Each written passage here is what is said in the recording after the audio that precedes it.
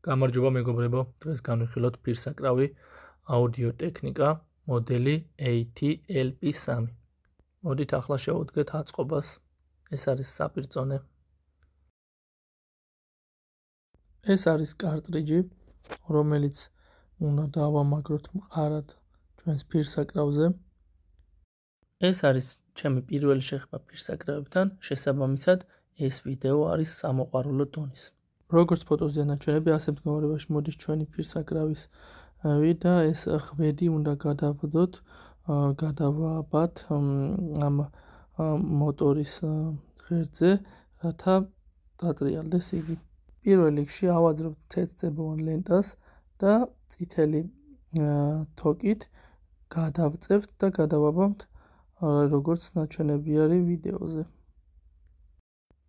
ჩვენს პირსაკრავს მოყვება RCA შტეკერები თავისი დამიწებით და რა თქმა უნდა მოყვება კვების წყაროს შტეკერი, რომელსაც მარტივად მივუერთებთ ჩვენს პირსაკრავს.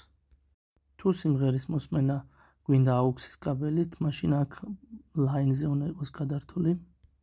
ახლა მოვათავსოთ ვიბრაციების ჩამხშობი მემბრანა და უნდა ჩავრთოთ, მივაერთოთ კვების წყაროზე ჩვენი პირსაკრავი. დავაჭიროთ stop relax და უნდა დავატრიალოთ საათის ისრის მიმართულებით 10 ჯერ, როგორც ვიდეოში ვაკეთებ.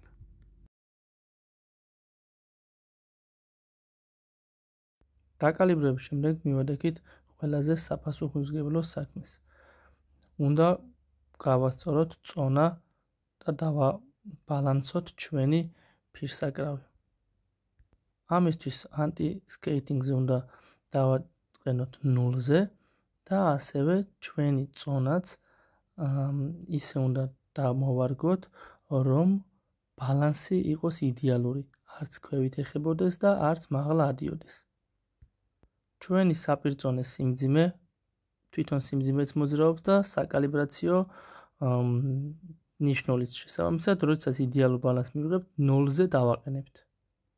და ამით გვეცოდინება, რომ ჩვენ ბალანსის დროს 0-ზე გვაქვს წონა და საპირისპირო მიმართულებით 2-ზე დავაყენებთ, ანუ 2 გრამით დავაწვევით.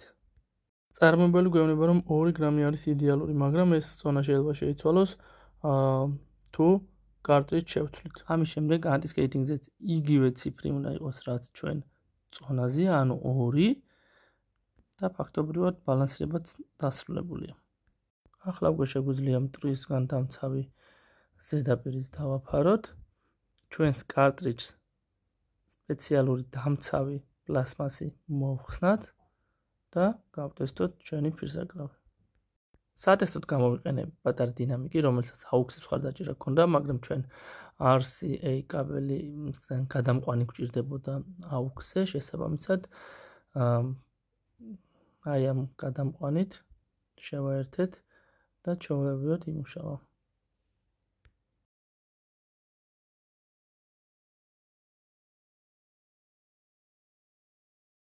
მოდით ახლა მოვათავსოთ ვინილი ფირფიტა, რომელიც არის ამ შემთხვევაში ოფენბახი და შტრაუსი. ეს არის სტანდარტული 12 ინჩიანის, მაგრამ ჩვენ საპარად შეუძლია 7 ინჩიანის პატარაც წაიკითხოს. ეს მოდელი არის სრულად ავტომატური, ანუ ჩვენ ხელით არ გვჭირდება საწყის და დასრულების დროს მოვათავსოთ ჩვენი ნემსი ფირფიტაზე.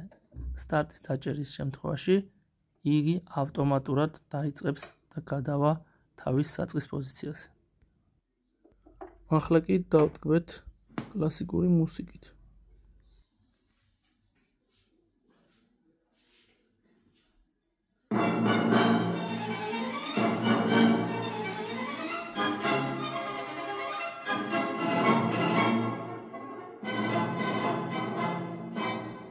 ჩვენი ნემსი კარტრიჯი იდეალურად უნდა იყოს დაბალანსებული, ანუ იგი არც ძალიან უნდა ეხებოდეს ფირფიტას და არც ჰაერში უნდა იყოს, რადგან მივიღოთ იდეალური ხმა და ასევე არ დავაზიანოთ როგორც თვითონ კარტრიჯი, ასევე ფირფიტაც. დღეისთვის სულ ეს იყო, თუ მოგეწონათ ვიდეო, გთხოვთ გამოიწეროთ არხი. ნახვამდის.